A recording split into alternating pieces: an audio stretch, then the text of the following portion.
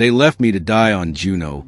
7. I remember the moment the dropship took off, its thrusters flaring against the night sky like twin comets. My own sisters, clad in black armor, bearing the sigil of the Empress, did not even glance back. I had failed them. Worse, I had shamed them. My blood was still hot with the dishonor of retreat, but my body was frozen to the bone. I was alone in a white desert. No shelter, no beacon, just the silence of an alien moon and the distant shimmer of auroras. My name is Veil Sheen of the Crimson Blades. My skin is green as midnight jade. My blood is warmer than fire, and my hands have ended more lives than I can count. But none of that mattered anymore. The cold was too much for even my enhanced physiology. I collapsed, armor cracked, breath slowing. I remember my fingers twitching in the snow, then stillness. I don't remember falling unconscious. I remember waking. A strange warmth pressed against my skin. My cheek, my ribs, I jolted upright. Pain seared through me. My vision blurred, then adjusted. A dim shelter. Cloth walls. Crude heat emitters.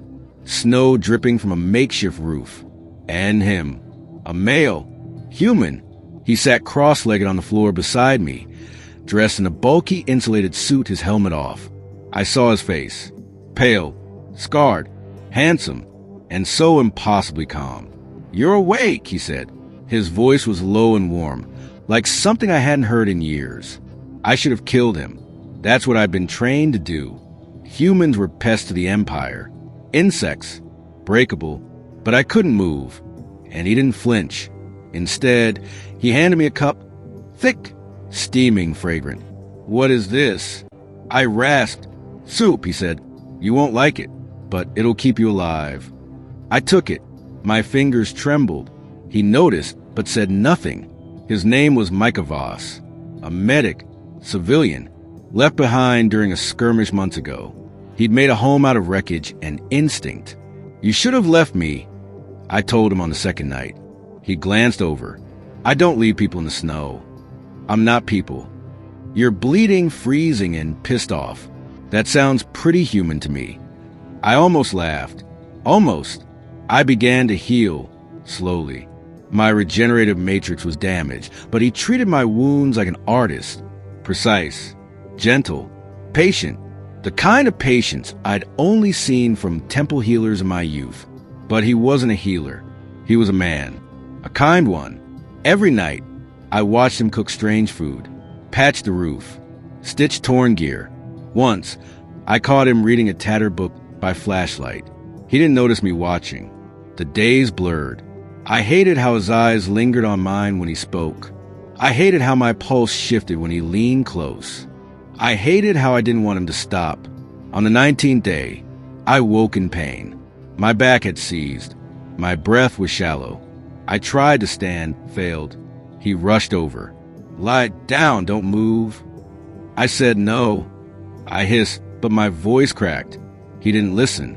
He pulled off the outer layers of my armor, peeled the bioskin from my torso, and pressed that glowing medical cube against the jagged wound on my spine.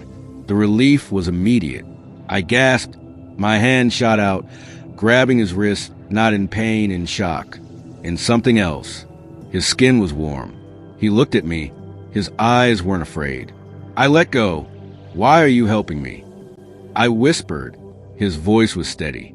"Because someone once pulled me out of the snow." We talked more after that. Not much, but enough. He told me about Earth, about oceans, music, dogs. I told him about my sisters, my training, the twin moons of Chari. I didn't tell him I was royal born, that I had once been next in line to lead a warrior house. None of that mattered anymore. On the 30th day, he sat beside me near the heater, unwrapping a ration. "I keep expecting you to kill me," he said, without looking up. "You're not worth the effort." I lied.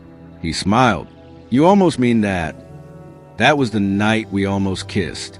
He reached for something, firewood. Maybe. Our hands brushed. My breath caught. He looked up. It was all there in the silence. Want. Loneliness. Heat. But I stood. I should go. And I did. I stepped outside into the cold.